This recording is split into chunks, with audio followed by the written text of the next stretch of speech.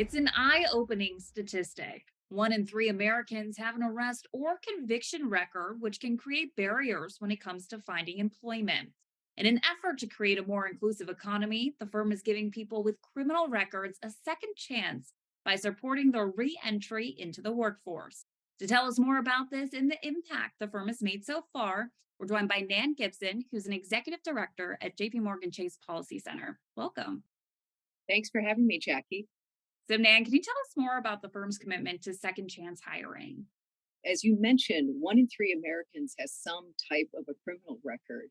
That's at roughly 80 million people who have an arrest or conviction record that can create significant barriers to employment or housing or education. This group is ready to work, but they're often overlooked because of their record.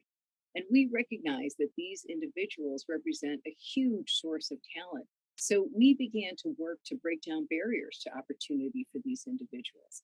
As a firm, we banned the box, which means that we eliminated the question on a job application that asked about a candidate's criminal record. We also established dedicated community hiring program that provides legal services, job mentorship, and search support in places like Chicago, Columbus, Detroit, and Phoenix, where we do a fair amount of hiring. And we're advancing important policy reforms that will help this population access employment opportunities. Well, that's great to hear. So, what progress has the firm made in advancing second chance efforts since the work started back in 2019? Yes, we've made significant progress across the board. Over the last several years, approximately 10% of all of our new hires in the US have been people with a criminal record. Last year, that number represented about 4,600 individuals who had a criminal background with no bearing on the job that they were hired to do. We've also helped over 100 local residents begin the process of clearing old records by hosting expungement clinics in places like Chicago, Columbus, and Wilmington. And we have more planned this year as well. On the policy front, we have supported the Fair Hiring and Banking Act, which was signed into law last year.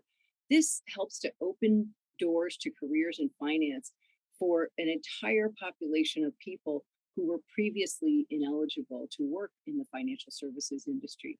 And we're also seeing momentum on policy reforms related to clean slate or automatic record expungement for lower level crimes at the state level.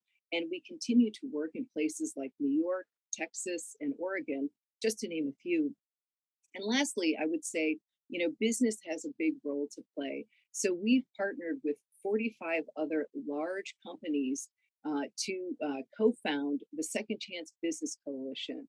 And we are working to expand second chance hiring and advancement practices within our firm, and we're helping other companies to do it in their firms as well. Why is second chance hiring good for business and the local economy? Great question.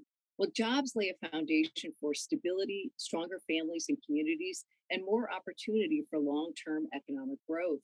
Surveys suggest that employees with criminal records perform at levels as high or higher than employees without records. And anecdotally, we know that to be true at the firm as well. So, by providing these individuals with competitive wages, benefits, and career pathways, their finances improve, they're able to contribute to the overall vitality of the American economy, and they're able to help their families as well.